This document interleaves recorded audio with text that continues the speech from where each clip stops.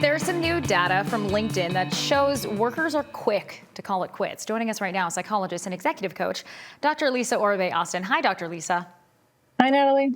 As we jump into this, LinkedIn is calling this quick quitting. So how quickly are people leaving based on this data? Yeah, so they're defining quick quitting as quitting in less than a year from the time that you started the job. So less than a year is what they're sort of estimating quick quitting to be. And what would you say the factors that are driving more people to suddenly just leave their very, very new jobs?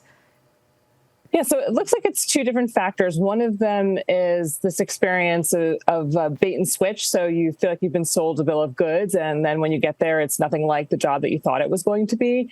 And so feeling very disillusioned by that. And the other one is sort of getting there and realizing that there may be other requirements, there may be other expectations that were far beyond what you imagined they would be. And so really sort of getting there and it's nothing like what you imagined, which sounds like it's centrally the issue.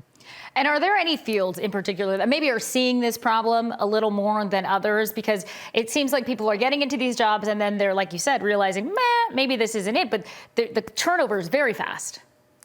Yeah. And so typically we think about like this kind of quick quitting in kind of seasonal jobs or other less professional jobs. But what we're seeing is it happening in tech and finance and professional services in way higher numbers and rates than have ever been seen before.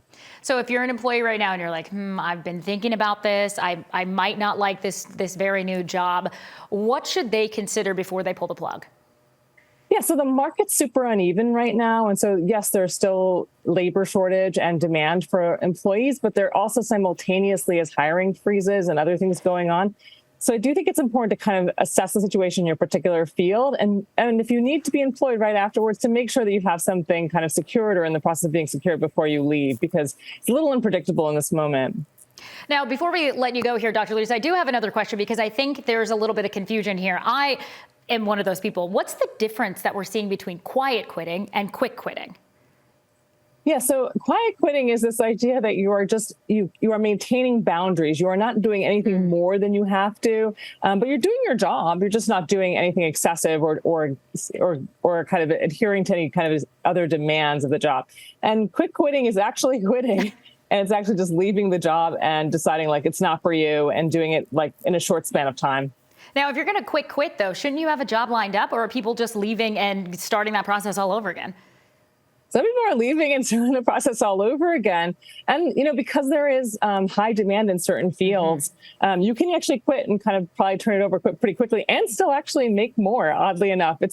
Depending on sort of your field and what your expertise is, there's still high demand in certain areas. That's the next subject we need to talk about, Dr. Lisa, is leaving these jobs and then end up making more money. Thank you so much for your time today.